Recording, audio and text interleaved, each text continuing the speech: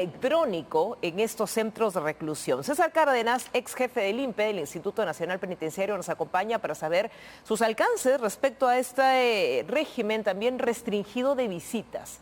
Bienvenido, ¿cómo está? Buenas noches, Patricio, un gusto y muchas gracias por la oportunidad. ¿Y cómo analiza estas primeras medidas desde los penales? También se ha trasladado un grupo de internos de alta peligrosidad en las últimas horas. ¿Qué tanto ayuda eso?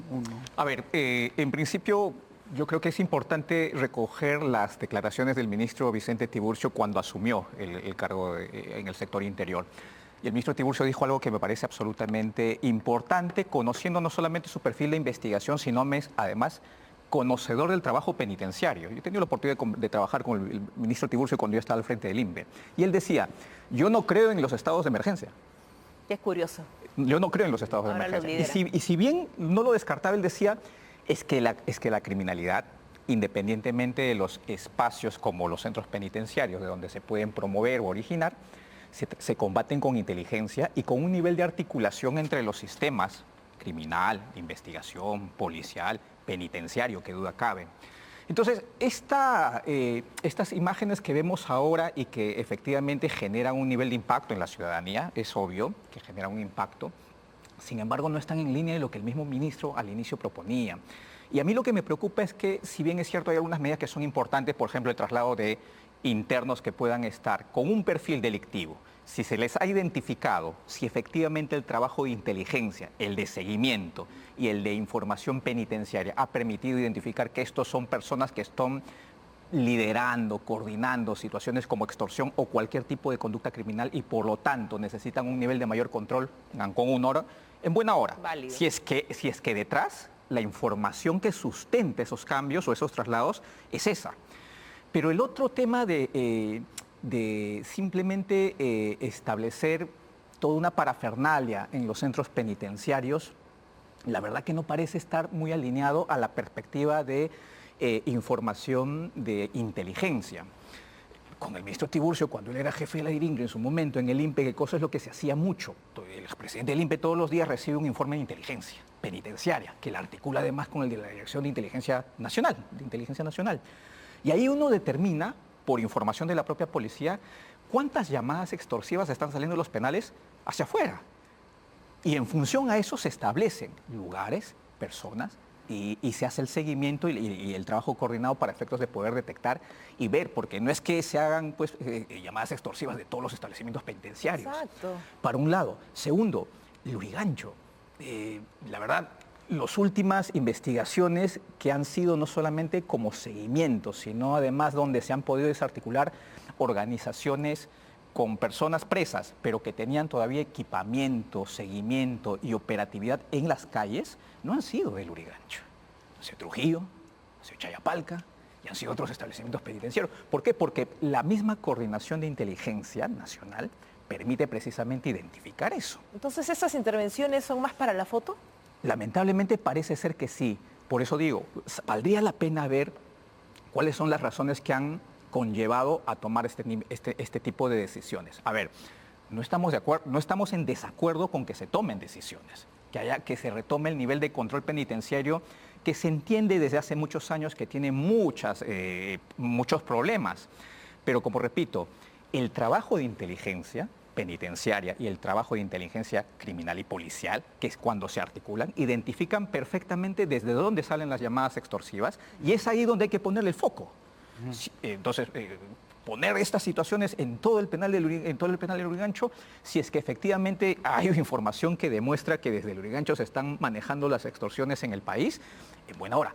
Vamos a ver cuando concluyan este tiempo que ellos mismos se han fijado para poder ver si el resultado es el que se corresponde. Se condice, Lamentablemente, Lima y Callao, por ejemplo, en estos días en que hemos tenido, ¿cuántas muertes hemos tenido por razones de extorsión? ¿No? Entonces, se supone que si es que estamos empezando a liderar acciones de esta naturaleza, con estrategia, con inteligencia, como nos lo plantearon quienes conocen, entre ellos el ministro Vicente Tiburcio, se supone que deberíamos estar mucho más cerca de prevenir situaciones como las que lamentablemente todavía están ocurriendo. Sí, señor Cárdenas, en ese sentido, ¿cómo se puede explicar, ¿no?, que cuando uno entra o ingresa a un penal, le revisan todo?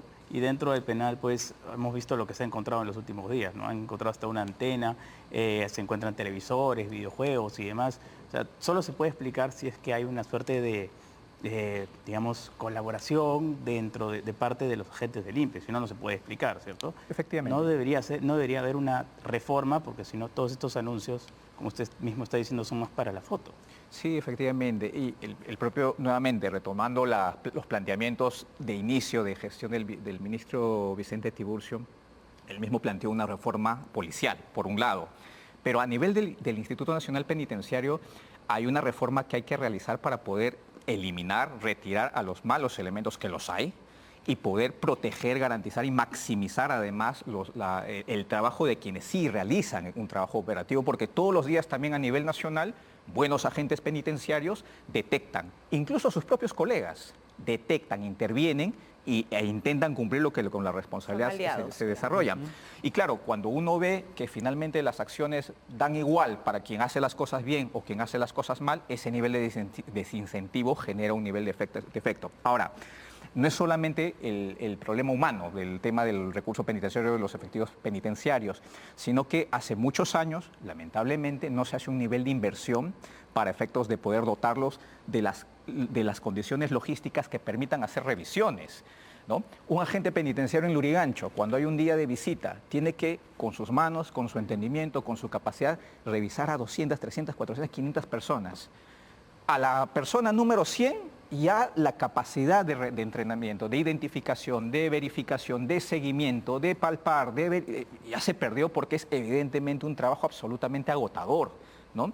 Entonces, evidentemente no son tampoco supermanes los agentes penitenciarios. Entonces, si no se tienen al día los escáneres para poder mapear si es que están entrando objetos ilícitos, las cámaras de videovigilancia, los detectores o los instrumentos detectores para poder justamente hacer revisiones tanto en varones como mujeres, entonces esa es una limitación que esperemos que en este momento se corrija, pero es absolutamente necesario. Y por supuesto, hay agentes penitenciarios que evidentemente incumplen la norma y que por lo tanto tienen que tener consecuencias, y la consecuencia es sacarlos del sistema, evidentemente, ¿no?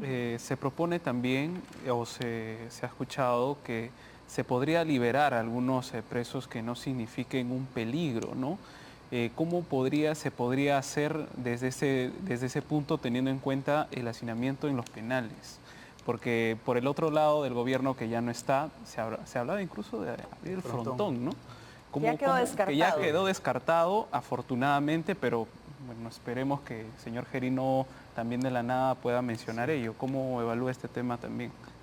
Siempre es una posibilidad ver medidas que permitan excarcelamiento para que la concentración del sistema penitenciario y quienes están en el sistema penitenciario sea respecto de quienes realmente necesitan un nivel de control mayor, permanente ahora y constante. Sí, es absolutamente posible. El asunto está que las excarcelaciones también tienen que tener un nivel de responsabilidad y de criterios muy claros, porque no puedes liberar, no puedes excarcelar a personas que de repente formalmente, como nos ocurrió con Caracol, ¿se acuerdan? Claro. Oye, sí, trabajó 300 días. No estoy dando la cifra exacta, solamente por poner un ejemplo, ¿no? Claro, en los papeles había trabajado 300 días. En la vida real, en lo efectivo, ¿había trabajado 300 días? No.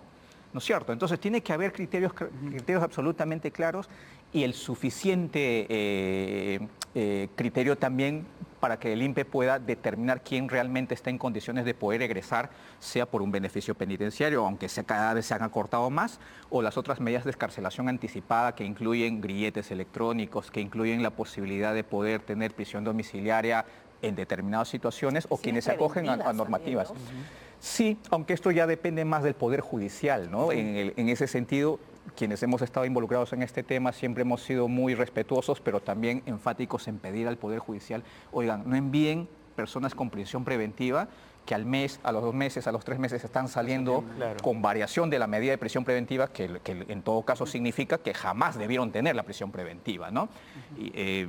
Son elementos en los cuales hay que tener mucho cuidado, pero yo sí pondría ahí el mayor cuidado de no estar generando otras medidas adicionales, complementarias. Las que hay que utilizarlas con mucha racionalidad y utilizarlas convenientemente para que quienes salgan de prisión puedan ser personas que realmente no es que no representen ningún tipo de peligro, sino que el nivel de reincidencia o de comportamiento delictivo no sea alto, de manera que la población misma sienta que en realidad lo que se está tomando son decisiones. Y descartar el frontón sí ha sido lo más sensato. siempre ha sido una situación absolutamente indefendible, pero además sin ninguna justificación ni lógica técnica. Se habló del polígrafo también como una medida para poder conducir mejor, ¿no? Incluso los procesos entre los trabajadores. Bueno, es una medida, es un mecanismo que se podría utilizar, pero no es el único que hay que utilizar. Hay que mejorar los niveles de control. Una de las cosas que hay que dejar de hacer, yo sé que hay las necesidades, pero lo que no se puede hacer es sacar agentes penitenciarios en menos de un año, sin la debida preparación, sin una evaluación que permita ver el nivel de comportamiento, no solamente técnico, sino conductual. Son personas que frente a situaciones límite tienen que reaccionar.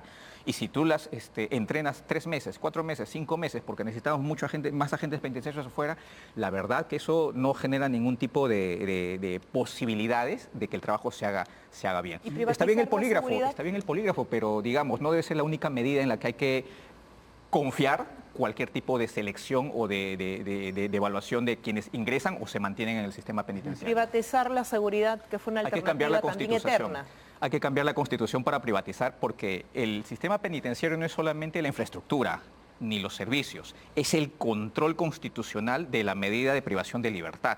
O sea, el Estado no le puede dar a un privado, ¿no?, su potestad y su atribución de administrar su poder en este caso de la administración de las medidas privativas de libertad.